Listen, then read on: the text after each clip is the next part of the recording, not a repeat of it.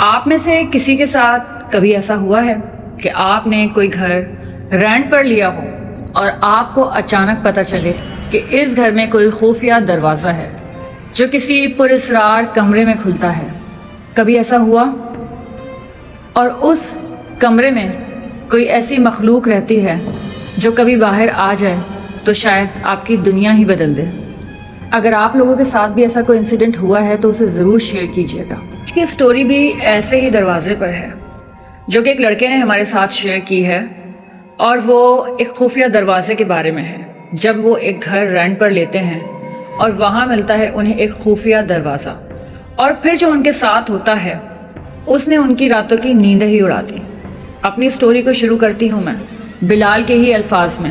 اس سے پہلے چینل کو سبسکرائب کر لیں۔ بلال بتاتے ہیں کہ میں ہمیشہ یہ بھوتوں اور جناتوں کی باتوں کو بالکل مذاق سمجھتا تھا، کبھی اس چیز پر بلیو ہی نہیں کرتا تھا، پر جو کچھ میرے ساتھ اس ٹھنڈے چھوٹے سے فلیٹ میں ہوا وہ بہت ہی عجیب تھا۔ اس سب نے میری پوری زندگی ہی بدل دی۔ یہ جب کی بات ہے کہ جب میں اپنی نوکری کے سلسلے میں شہر کے ایک پرانے علاقے میں منتقل ہوا، وہاں پر مجھے ایک فلیٹ ملا۔ فلیٹ کافی چھوٹا تھا اور کافی نیٹ کلین تھا، اور اس کا رینٹ کافی افورڈیبل تھا، تو میں نے بنا کچھ سوچے سمجھے ہی ہاں کر دی۔ اس فلیٹ میں ایک چیز بہت ہی عجیب تھی۔ اس فلیٹ میں ایک بیڈ روم تھا، اور اس بیڈ روم کے کونے میں ایک چھوٹا سا تنگ دروازہ تھا۔ اتنا چھوٹا دروازہ تھا کہ اس دروازے سے شاید ہی کوئی چھوٹا بچہ نکل سکے۔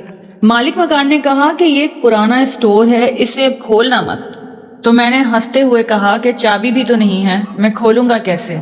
مالک مکان نے میری بات کا کوئی جواب نہیں دیا اور میری بات کو اوائڈ کر دیا اور نظر چرا لی۔ خیر، وہ پہلا دن تھا میرا اس فلیٹ میں۔ میں نے اپنا تھوڑا سا سامان آ کر اس فلیٹ میں سیٹ کیا۔ پہلی رات تو آرام سے گزر گئی اور کچھ بھی نہیں ہوا، مجھے بھی کافی پرسکون لگا۔ مگر دوسری رات سے اس فلیٹ نے اپنا اصل رنگ دکھانا شروع کیا۔ اب اس فلیٹ میں میری یہ دوسری رات تھی۔ دوسری رات تقریباً 2 بجے رات کو میری اچانک سے آنکھ کھلی۔ فلیٹ میں مکمل خاموشی تھی اور میرا کمرہ بھی اندھیرے میں ڈوبا ہوا تھا کہ کمرے میں اچانک کمرے کے کونے سے ٹک ٹک کی آواز آنے لگی، جیسے کوئی لکڑی کی کسی چیز کو ٹک ٹک کر کے دستک دے رہا ہے۔ اتنی خاموشی تھی، وہ آواز بھی کافی سلو تھی مگر مجھ تک پہنچ رہی تھی اور مجھے کلیئر سنائی دے رہی تھی۔ پھر ایسا لگنے لگا جیسے کوئی ٹک ٹک کر کر انگلیوں سے فرش بجا رہا ہے۔ جب کسی ٹائلز پر ٹک ٹک کر کر ہم اپنی انگلیوں سے اس فرش کو بجاتے ہیں تو جو آواز پیدا ہوتی ہے وہ تو آپ اچھی طرح سمجھ گئے ہوں گے۔ بالکل ایسی آواز مجھے آنے لگی۔ مجھے کافی تیز نیند آ رہی تھی تو میں نے سوچا کہ شاید کوئی چوہا ہے، اور میں نے کروٹ بدلی اور دوبارہ سو گیا۔ اگلے دن صبح اٹھ کر میں نے اپنے پورے کمرے کا جائزہ لیا تو ایک چیز دیکھ کر مجھے کافی حیرت ہوئی۔ میرے کمرے کے کونے میں وہ جو ایک چھوٹا سا دروازہ تھا، اس دروازے کے بالکل پاس مٹی دھول تھی، اور اس مٹی دھول میں چھوٹی انگلیوں کے نشان تھے، جیسے کسی بچے کی انگلیوں کے نشان ہوتے ہیں۔ جیسے کسی نے اس دروازے کے نیچے سے ہاتھ نکال کر رینگنے کی کوشش کی ہو، ہاتھ نکال کر جیسے کوئی اس دھول مٹی میں اپنا ہاتھ پھرا رہا ہو۔ بالکل اس طرح کے نشانات تھے۔ میں نے خود کو سمجھایا کہ شاید یہ میری غلط فہمی ہے، ایسا کچھ بھی نہیں ہے۔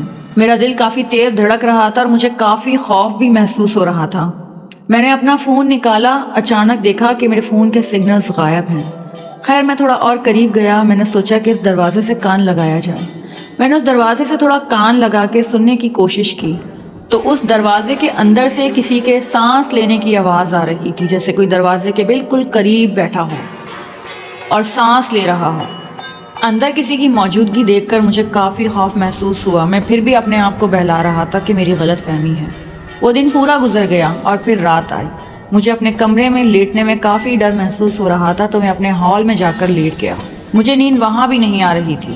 میں آنکھیں بند کر کے کافی دیر لیٹا رہا۔ رات کے تقریباً 2 سے 2:30 کا ٹائم تھا کہ اچانک ہی میرے اس بیڈ روم کا دروازہ چرچراتا ہوا کھلا۔ میں یہ سب دیکھ کر کافی ڈر گیا تھا۔ بیڈ روم کے اندر بالکل اندھیرا تھا۔